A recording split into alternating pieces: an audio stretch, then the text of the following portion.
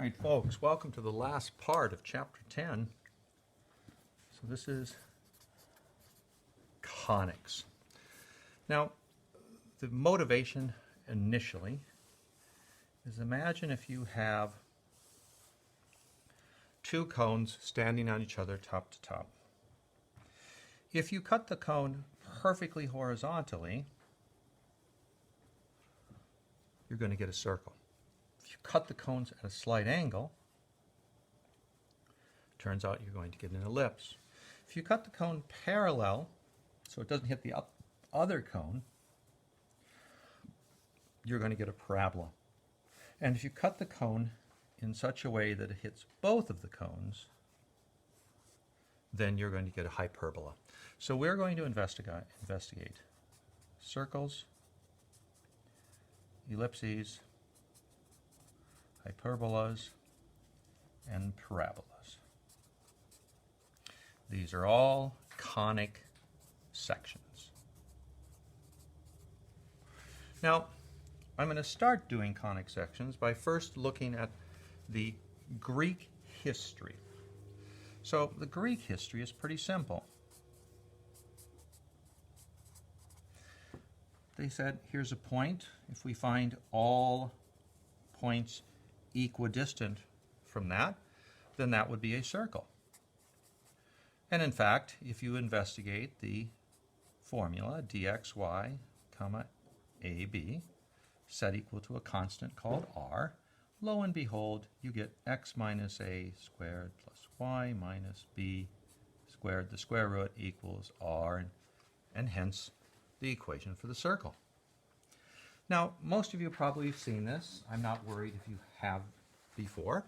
I'm going to show you what the Greek definition of an ellipse looks like. So I'm going to take two special points. These are called the foci. And I'm going to take a fixed distance, the length of this string. And now I'm going to draw the set of points that are the following property. All of those points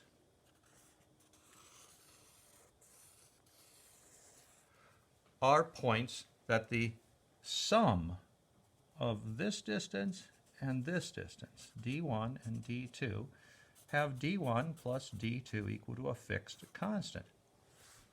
Now, it's pretty simple. If you change the foci, well, then you very much change the ellipse you're looking at.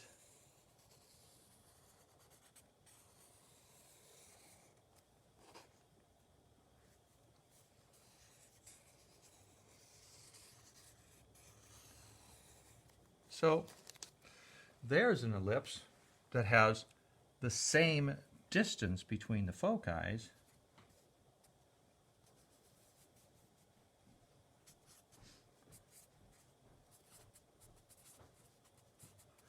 but the location of the foci are in different spots.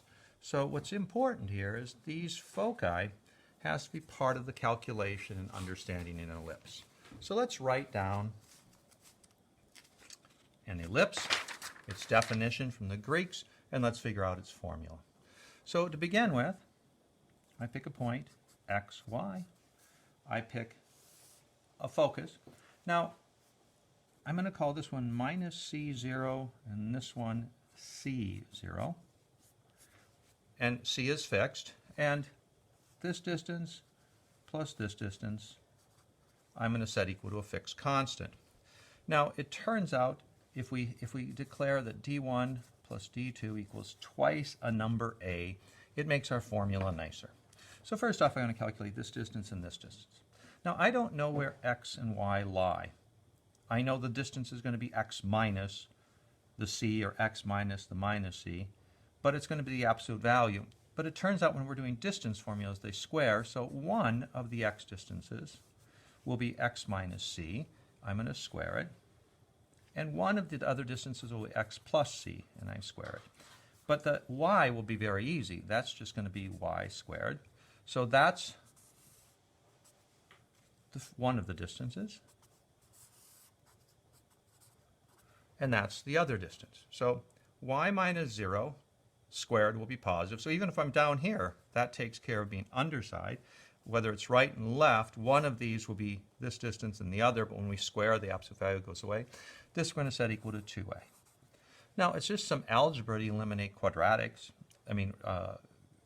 roots. So let's take this one root. Let's call that r1. Set equal to 2 minus the square root of r2. Now, if you square both sides, you get r1 equals 4a root r2 with a minus. That's the plus of 4a squared plus an r2. Now, I'm going to bring this to the other side, so now I'll have an r1 minus an r2 plus 4 minus 4a squared equals minus 4a root r2. And now I'm going to simplify this. Well, r1 is at the inside, x minus c squared plus y squared.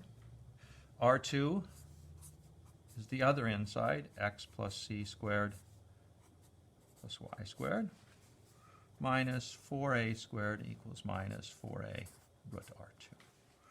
Well, now I'll simplify this. This will be x squared minus 2xc plus c squared plus y squared minus x squared plus 2cx plus c squared plus y squared minus 4a squared equals that. Well, lo and behold, that cancels, that cancels, that cancels, and we get minus 4cx minus 4a squared equals 4a square root of 2. So we left off at this point. Let's divide through by minus 4, and we'll have cx plus a squared equals a root, whoops, that's r2, root r2. Now we square both sides, and we'll get c squared x squared plus 2a squared cx plus a to the fourth will be equal to a squared. And now our r2 was the x plus c quantity squared plus y squared. So now we'll simplify this up. So here we go. C x squared plus 2a squared cx plus a to the fourth equals, squaring this will be an x squared with an a squared, 2xac, so plus 2a squared cx plus a squared c squared plus a squared y. And so now, I'm going to bring everything to the other side. So I'm going to put 0 equals. So I'll have a squared x squared, ax squared, and c. So I'll have, whoops, yeah, that's a square and a square, sorry. So I'll have a squared minus c squared x squared. Now this and this simply cancel. And so now we have a plus a squared y squared, and we have a squared c squared minus a to the fourth. Now I'm going to move this to the other side and write a squared times c squared minus a squared equals a squared minus c squared x squared plus a squared y squared. And that's brought to the other side. It's the other way around. There we go. Now, time to define a new variable, a new parameter. So let's look at the picture we had again. Minus C0, C0, and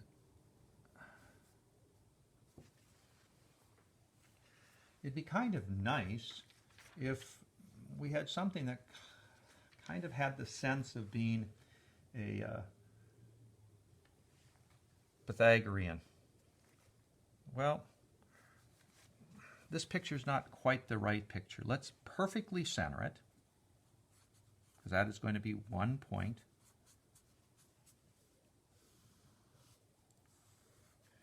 Here's 0, 0. We want to go right up to here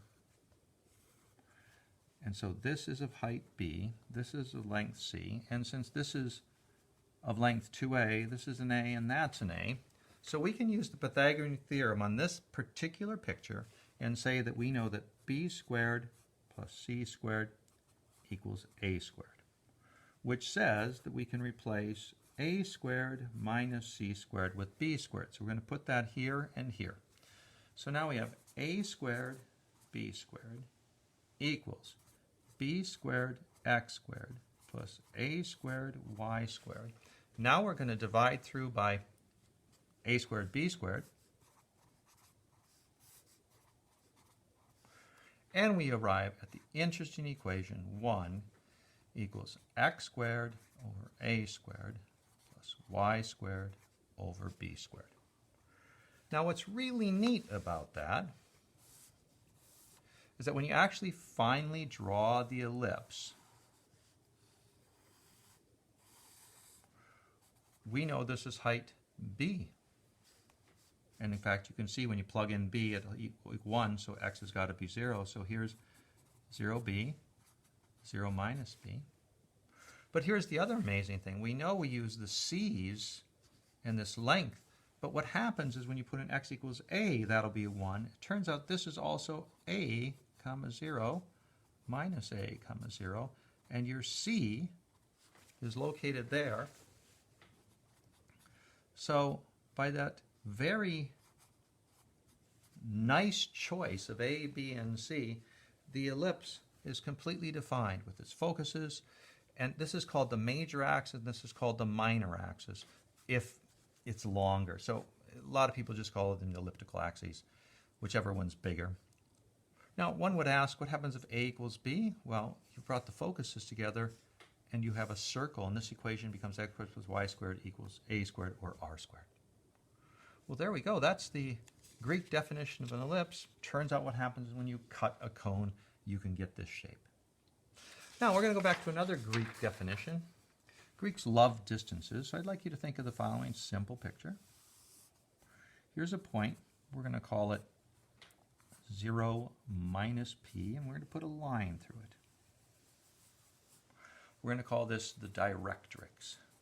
I think it's ancient. Next, up here, we're going to put the point 0p.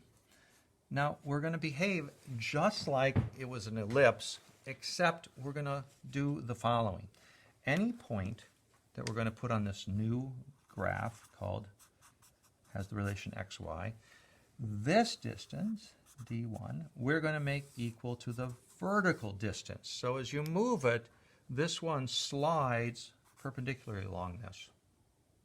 Now, one clear point that happens will be here because this length will be that length. So 0, 0 is going to be on this. And it's kind of moved like that. So looks like we're going to get this type of graph.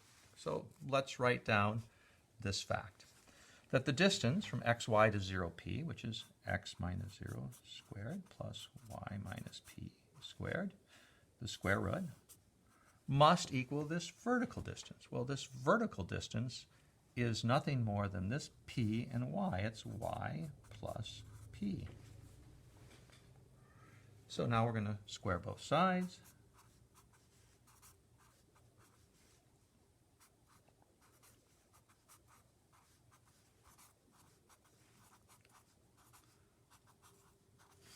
And now we're going to start canceling.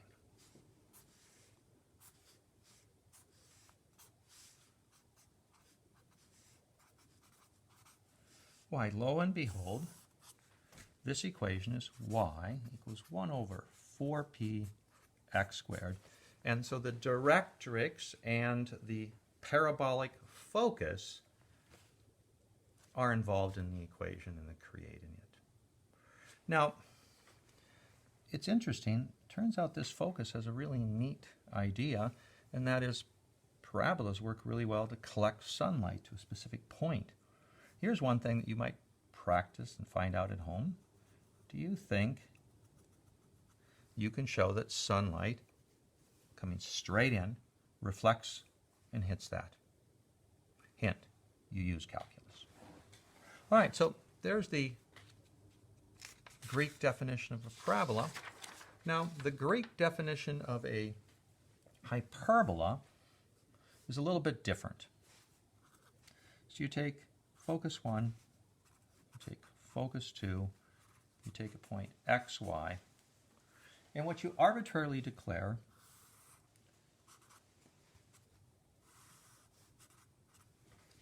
is that the differences of these distances are going to be held constant. And you don't care, so you do it this way.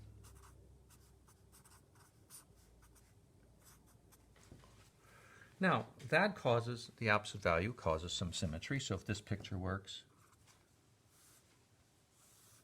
so does this picture. And if our focuses are right a specific amount and left a specific exact amount, then you see that we've got this symmetry that when xy is on the curve, then so is minus xy. But then we can also flip it down, and so we also get when xy is on the curve, then x minus y is on the curve. So we get a bunch of points. But what's strange about this is these points grow out. They go something like this and create a hyperbola.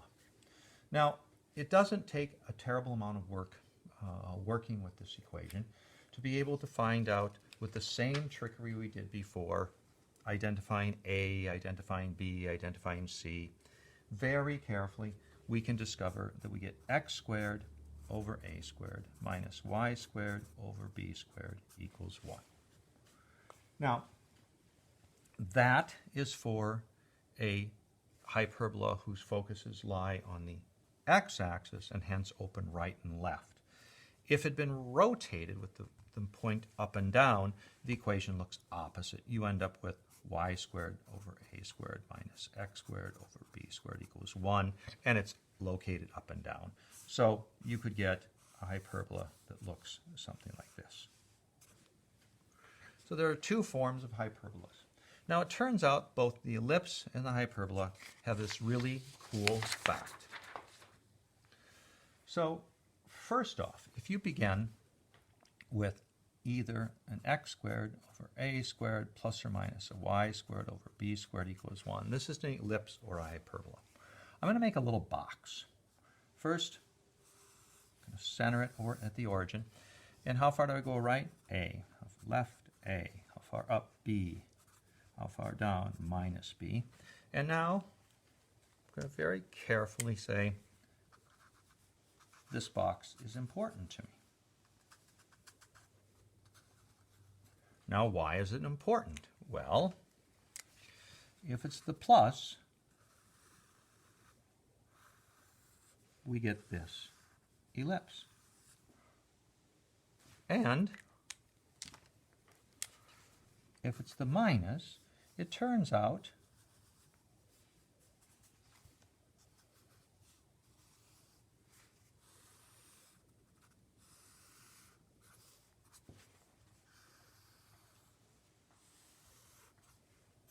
we get that figure. They're kind of like inverted complements of each other using this box. Now, in order for you to actually believe this dotted line, you have to understand the idea of a asymptotic shape that the curve is going to follow. Well, I'm going to do one simple calculation. I'm going to calculate the ratio. What should we do? Should we do the derivative? Yeah, let's do the derivative. Let's take the limit of the derivative and show that it stabilizes. Not enough to prove that it approaches this dotted line I've created, but it'll be a good direction to follow. So I'm going to take this equation, x squared over a squared minus y squared over b squared equals 1, and I'm going to take the x derivative of both sides. Now, this is going to be 0. The x derivative of this, well,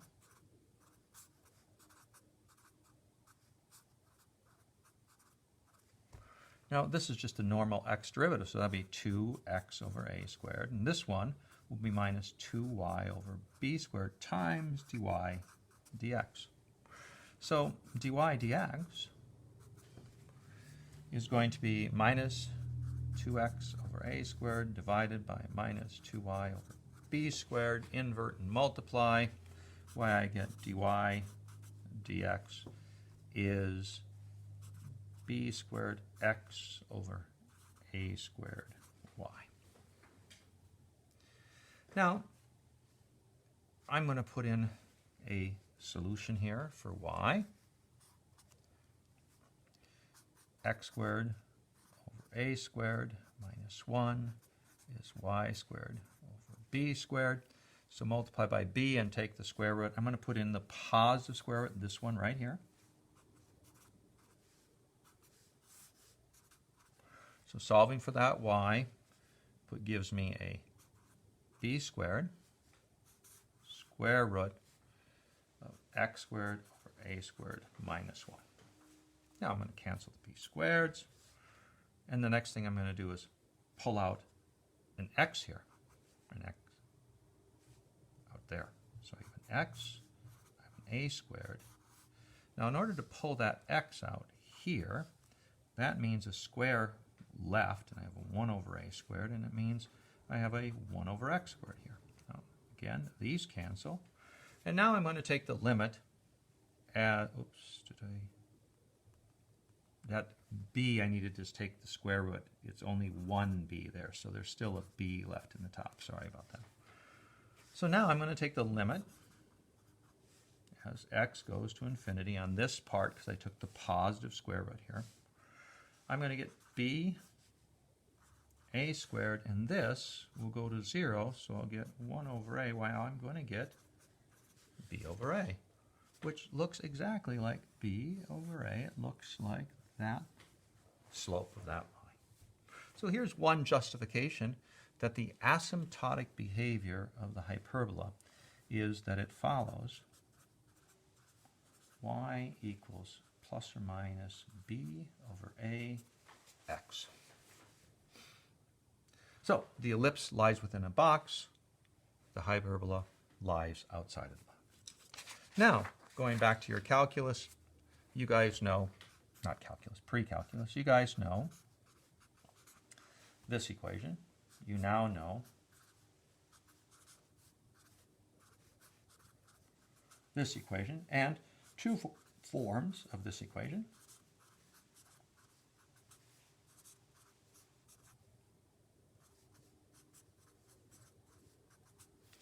And if you shift them, then you get the standard form of the circle. And if you shift it,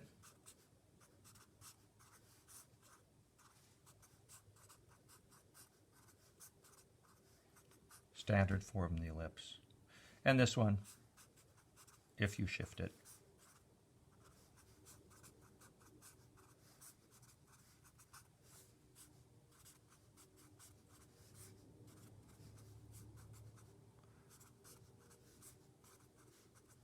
so these forms tell you how to quickly and easily graph ellipses. Example, and parabolas, and, oh, I didn't write the standard form of the parabola. I'm sure you guys can see how that happens. So let me do an example here. Let's do one like this.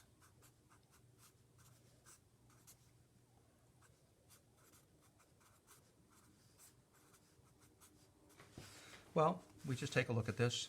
The center is going to be 1, -2. A will be 2, B will be 3. And so to draw this, you're going to put a box, right and left 2, up and down 3. It's a hyperbola, so you draw a dotted line. It opens right and left, because when you put x equals 3, 3 minus 1 is 2, 2 squared is 4, 4 equals 1. So this point will be 3. Oh, the center of the box is at 1 minus 2, so that's 1 minus 2. We draw this. And now, where does the x-axis really lie? And where does the y-axis really lie? Well, if this is 1 minus 2, that means this is the y-axis. And if that's down 2, here's the x-axis. So here's y and x. So you have successfully drawn it. Now you remove the other one and you label the points and everything's fine. All right. And that's the end of chapter 10, which means we're going to be ready for an exam on Thursday of next week.